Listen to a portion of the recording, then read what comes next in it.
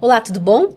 Eu sou a Patrícia Ferreira e este é o Silvestre Cast, um podcast do Hospital Adventista Silvestre, no Rio de Janeiro. Comigo aqui no estúdio temos então o Tiago Santos e também o Dr. Rodrigo Reutemann. Só lembrando que o nosso Silvestre Cast fica aqui no Hospital Silvestre, bem pertinho aqui do Corcovado, em Cosme Velho. Também nós temos mais outras duas unidades do Hospital Adventista Itaboraí e também o Centro Médico aqui localizado em Botafogo.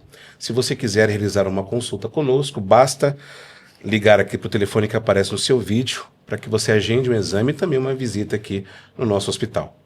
Hoje nós temos a presença do Dr. Rodrigo Reutemann. Tá certo, Dr. Rodrigo? É assim mesmo? Antes de se apresentar, nós vamos falar hoje sobre problemas ortopédicos, cirurgia ortopédica para qualidade de vida. A gente sabe que hoje diversas lesões, problemas na coluna, corriqueiros do dia a dia atrapalham a vida do ser humano como um todo, né? Então a gente trouxe aqui a sua excelente presença hoje para a gente poder conversar hoje um pouco sobre esses problemas ortopédicos, mas antes eu queria que o senhor se apresentasse, onde o senhor trabalha aqui conosco, no hospital. Olá, eu sou o Rodrigo, sou médico ortopedista, me formei na Universidade Federal Fluminense, em Niterói. Depois eu fiz ortopedia e traumatologia no mesmo hospital e fiz a prova de título da Sociedade Brasileira de Ortopedia e, posteriormente, uma subespecialização em cirurgia do ombro e cotovelo na UERJ, que é a Universidade Estadual do Rio de Janeiro. Trabalho no Hospital Adventista, tanto na unidade de Itaboraí, que estou lá há 5 anos, onde comecei, e atualmente eu atendo também no Centro Médico Botafogo e opero tanto no Hospital Adventista Itaboraí quanto no Hospital Adventista do Cosme Velho. Seja bem-vindo então, doutor, a este episódio especial sobre ortopedia no podcast Silvestre Cast. A minha pergunta para você é a seguinte: quais são os problemas ortopédicos mais comuns que levam o paciente à cirurgia? A ortopedia ela tem uma variedade muito grande de opções cirúrgicas e, por conta disso, existem as subespecialidades dentro da ortopedia. Eu, por exemplo, subespecializei em cirurgia do ombro e cotovelo, realizo também cirurgia de trauma, de fratura, né, tratamento de fraturas, mas existem as subespecialidades na nossa unidade, por exemplo, em cirurgia de coluna, em cirurgia de joelho, em cirurgia do quadril. Então, assim, hoje o que nós realizamos muito são os tratamentos das cirurgias devido a fraturas articulares, fraturas em ossos longos, com desvio. É realizado também na minha área muitas cirurgias devido à lesão do manguito rotador, que são os tendões que fazem os movimentos do ombro, às vezes por instabilidade do ombro. É muito comum lesões ligamentares do joelho ou lesões meniscais. Uma cirurgia que tem acontecido bastante, principalmente na unidade de Itaboraí, são as cirurgias para tratamento de coluna, de lesões da coluna. Então, assim, tem acontecido cirurgias para tratamento de hérnia de disco, para tratamento de fraturas da coluna, e isso tem avançado bastante. Então, assim, essas são as principais cirurgias, mas tem muita cirurgia de mão também, cinturão do carpo, dedo em gatilho. Então, assim, é uma variedade muito grande, é difícil de listar aqui, mas existem muitas opções. E neste tempo que o senhor já é médico aqui no Hospital Adventista, né, na rede, o senhor já realizou quantas cirurgias, mais ou menos, nos últimos 5 anos nessa área? Eu iniciei o serviço de ortopedia, fui convidado para iniciar o serviço de ortopedia há mais ou menos 5 anos, na unidade de Itaboraí. No início, logicamente, que os pacientes ainda não conhecem, nós ficamos mais fazendo a parte de tratamento de emergência, né, de fratura. Aos poucos, fazendo atendimento no centro médico, no consultório, conhecendo os pacientes, foram iniciados os tratamentos das cirurgias eletivas. Atualmente, se eu contabilizar os últimos 5 anos, nós temos aproximadamente 700 cirurgias realizadas lá. Isso variou um pouco ao longo dos anos, foi crescendo ao longo dos anos. Mas a cada ano vem aumentando em questão de quantidade. Mas mais porque o grupo cresceu, não é apenas o Rodrigo operando, né? Somos uma equipe, temos uma equipe com diversos ortopedistas, cada um na sua subespecialidade. E por questões de confiança dos pacientes que nós tratamos, que indicam familiares, amigos e pessoas. Quantos médicos compõem a sua equipe, doutor? Hoje nós inauguramos há 4 anos atrás um serviço de ortopedia na emergência. Então nós temos médicos ortopedistas de plantão na emergência todos os dias, de segunda a sexta. E temos também 5 médicos de subespecialidades diferentes no centro médico. Tá? Entre eles temos cirurgião de joelho, cirurgião de quadril, cirurgião de ombro, cirurgião de coluna. Uma colega que faz a parte de ortopedia de osteometabólica, que foca mais no paciente mais idoso, com problemas de osteoporose, osteopenia. É isso. Isso é a nossa equipe atual lá. Dr. Rodrigo, toda dor no joelho ou quadril é indicação para cirurgia? Não, o tratamento cirúrgico é sempre a última opção, tá? Então, uma coisa que eu comento muito com o paciente eu não trato o exame, eu trato o paciente. Uhum. Então, ter uma lesão ortopédica e ter dor não significa que ele tem que operar. Ele pode. Existem hoje vários tratamentos antes de chegar no nível de uma cirurgia. Então, assim, é muito comum o paciente ter medo de ter que operar ou ter que ir ao ortopedista, porque já sabe que tem alguma lesão. Mas o projeto é sempre trazer ao paciente qualidade de vida, em conjunto, com o que for melhor para ele e para a realidade dele. Tem paciente que tem lesões que têm até indicação cirúrgica, mas ele não pode, no momento da vida dele, de trabalho, interromper aquilo. Então, assim, a gente tenta sempre buscar possibilidades para ajustar de acordo com a realidade do paciente. Existem momentos que a cirurgia ela é necessária, se faz necessária. E quando chega esse momento, o que acontece é que hoje as técnicas cirúrgicas elas avançaram muito. Uhum. Então, as cirurgias que se faziam antes, elas foram evoluindo. O objetivo é o mesmo, mas às vezes é bem menos invasiva. Então, hoje existem técnicas cirúrgicas por artroscopia, às vezes até por um tratamento de fratura se faz percutâneo com acessos cirúrgicos pequenos, que a reabilitação, a recuperação do paciente é muito mais rápida. Então, não significa que fazer uma cirurgia, o paciente vai ser submetido a uma exposição grande ou que a reabilitação vai ser muito longa. Existem hoje técnicas de infiltração guiada por ultrassom e por radioscopia que os pacientes às vezes ficam anos sem sentir dor. Então, assim, chega um paciente com uma degeneração no joelho, uma artrose no joelho, que antigamente já tem que fazer uma prótese de joelho. Hoje, às vezes, o paciente faz um bloqueio dos nervos geniculares, uma infiltração de ácido hialurônico, ele fica, às vezes, mais de um ano sem sentir dor. Então, assim, às vezes, o que precisa é de orientação. O paciente tem medo de chegar ao médico com medo de ter que operar.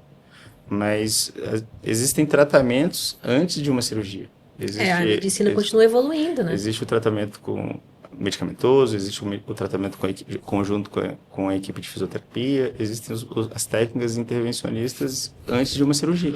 Que a pessoa já fica pensando no trauma, né? Meu Deus, Claro. cirurgia. Quantas pessoas fizeram cirurgia e acabaram ficando aleijadas ou não? Então a pessoa geralmente já tem esse pensamento, né, na cabeça, né? Exato. E assim, existe uma idade certa para fazer a cirurgia ortopédica? O senhor já fez a cirurgia em alguma criança, alguma questão, ou é só mais trauma mesmo? Não existe idade, né? Existem cirurgias em recém-nascido, existem cirurgias em crianças, existem pacientes muito idosos que são submetidos à cirurgia. O que determina se o paciente precisa ou não de um tratamento cirúrgico é a lesão que ele tem e a gravidade dessa lesão. Quais avanços tecnológicos mais impactaram a ortopedia nos últimos anos, doutor? Na parte da ortopedia, os avanços que mais impactaram são os avanços cirúrgicos, né? Então, assim, cada vez existem cirurgias menos invasivas para tratar uma lesão que antes precisavam de cirurgias grandes. Então, existem os procedimentos por artroscopia, os procedimentos por vídeo, né? Videoartroscopia. Existem os que se desenvolveram muito, existem os procedimentos minimamente invasivos para tratamento de fratura, existem os procedimentos guiados por ultrassom que dão qualidade de vida para o paciente. Então, assim, o objetivo é avaliar o caso, definir, é muito comum na ortopedia discutir o caso entre a equipe para planejar o melhor tratamento para esse paciente num segundo momento. Eu acho que o maior desenvolvimento foi na parte de técnicas cirúrgicas, né? Cada vez buscando cirurgias menos invasivas, e tem hoje também as cirurgias robóticas que estão começando a surgir. Tomar o mercado, né? É uma tendência ainda não muito utilizada na ortopedia, principalmente em outras áreas, mas que já existem procedimentos com auxílio do robô. Sim. Perfeito.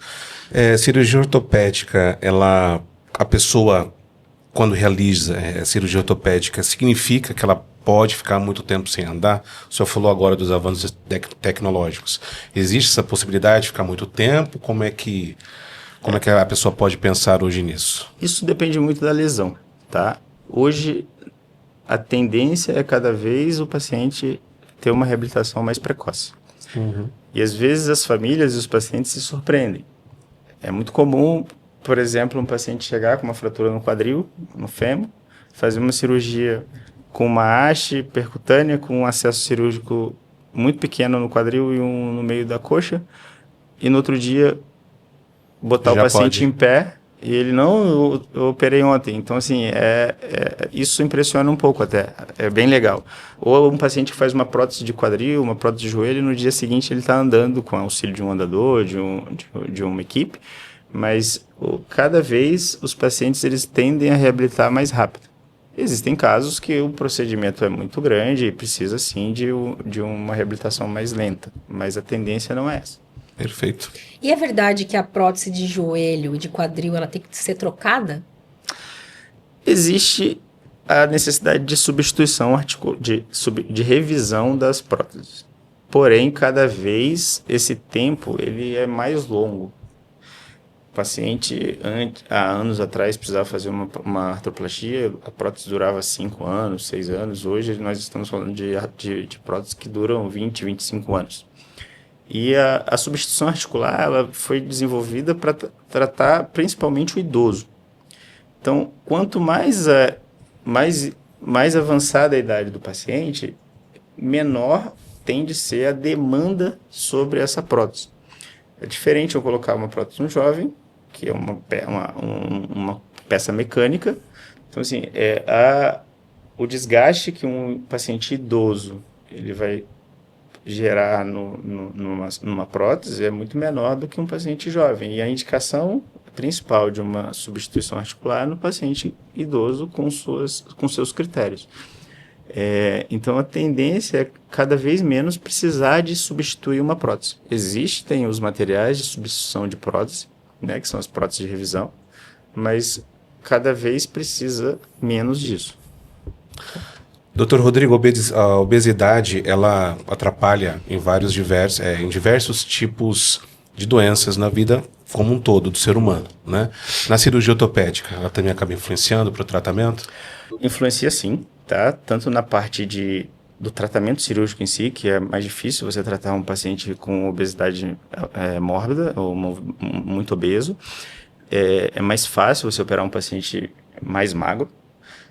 Influencia no pós-operatório, porque o paciente no pós-operatório, para ele ter mobilidade, ele conseguir sustentar o corpo, às vezes com uma muleta ou com um andador, é mais difícil.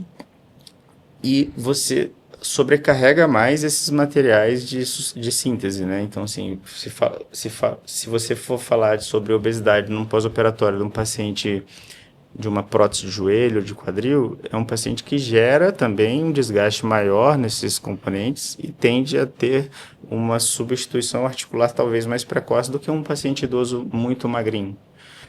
Então, assim, em cada uma dessas etapas, tanto no pré-operatório, no ato operatório, quanto no pós-operatório, A obesidade acaba influenciando. Nesse tratamento. Nesse tratamento cirúrgico. Doutor, existe diferença entre cirurgia aberta e artroscopia? Quando que cada uma é indicada? Sim, existe diferença. A artroscopia ela foi desenvolvida para tratamento principalmente de lesões articulares.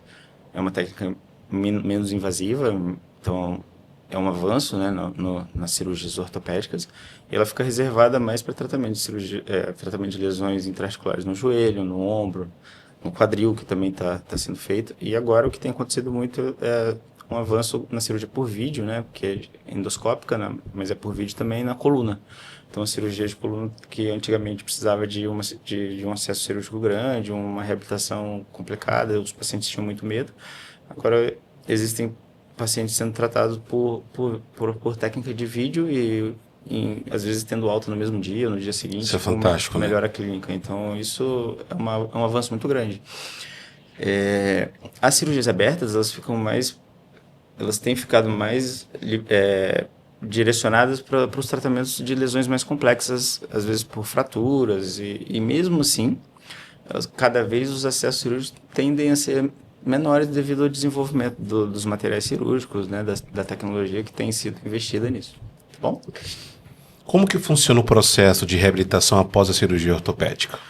O que determina isso é o tratamento que esse paciente, a lesão que ele tinha e o tratamento que ele recebeu. Por exemplo, na minha área, um paciente com uma cirurgia do manguito rotador. Ele precisa primeiro usar por um período a tipóia para poder dar tempo desse tendão começar a cicatrizar. Depois ele tem o período de reabilitação com a fisioterapia para ganho de movimento. Depois ele tem a fase de fortalecimento muscular. Tem paciente que para tratamento de fratura, às vezes mesmo com uma lesão grave, se surpreende que apesar dele ter tido uma fratura no fêmur, ele no outro dia ele consegue já estar andando e reabilitando. Tem cirurgia de joelho por artroscopia, por exemplo, para tratamento de lesão de menisco, que eu preciso de que ele fique uma semana usando muleta, mas ele já tem mobilidade, principalmente paciente jovem. E com uma semana ele já começa o processo de reabilitação com fisioterapia. Então, sim, as indicações tá muito de acordo com a lesão e o tratamento que foi feito. Então, é difícil de falar exatamente qual o tempo de reabilitação de cada coisa. Cirurgia. Dr. Reutemann, pacientes que fazem fisioterapia antes da cirurgia, eles têm resultados melhores? Sim, é bem comum o paciente precisar de fazer uma fisioterapia pré-operatória, principalmente para ganho de arco de movimento. Às vezes, por dor, o paciente para de usar esse membro para se proteger. Por exemplo, na cirurgia do ombro, é muito comum, às vezes, o paciente ter muita dor e aí ficar por meses com esse ombro mais quieto, e aí ele começa a ter uma articulação rígida. E aí, às vezes, uma fisioterapia pré-operatória para ganho de arco de movimento, para poder fortalecer esse membro, ajuda no pós-operatório, porque depois da cirurgia eu também preciso que ele fique um tempo. E se ele já está com esse ombro rígido, para ganhar esse movimento pós-operatório lá na reabilitação fica mais difícil. Às vezes um paciente que vai fazer uma cirurgia de joelho, ele conseguir fazer um fortalecimento do quadríceps, fazer um fortalecimento da musculatura da região, é positivo para no pós-operatório ele conseguir ter mais força, uma reabilitação mais precoce. Então, assim, é positivo, sim. É comum indicar.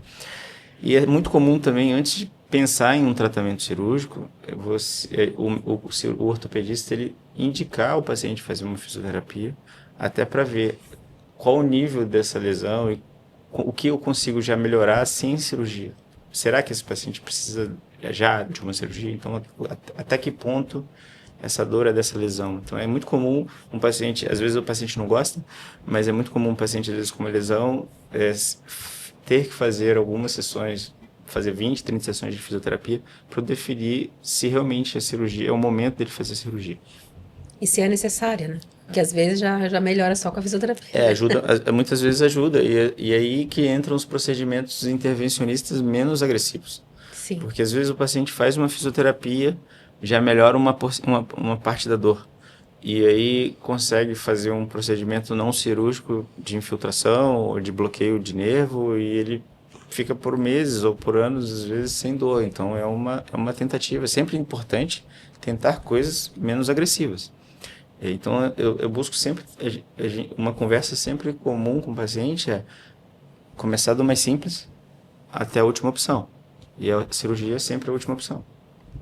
Certo. No consultório, com certeza, o senhor escuta algumas pérolas, né? Qual que é o mito que o senhor mais escuta, assim, dos pacientes sobre cirurgia ortopédica? O mais comum é ouvir o paciente falar: não, doutor, eu já estou velho para fazer cirurgia. Não quero mais fazer isso. Não estou na idade mais para fazer cirurgia. E assim, as cirurgias no idoso, elas têm cada vez avançado mais, e os pacientes, eu sempre falo que assim, não existe idade para operar. né? Que foi o que nós conversamos antes. Precisa que o paciente tenha qualidade de vida. Então, independente da idade do paciente, se ele tem indicação, ele precisa ser tratado, ele precisa de acordar bem, ele precisa de ter qualidade de vida. Não adianta ele estar idoso e não ter como passear, ou ter lazer, ou fazer as coisas do dia a dia dele. Então, assim, o objetivo é ajudar esse paciente. É o bem-estar do paciente. bem-estar. Em casos que... em que casos de uso de prótese realmente muda a qualidade de vida do paciente?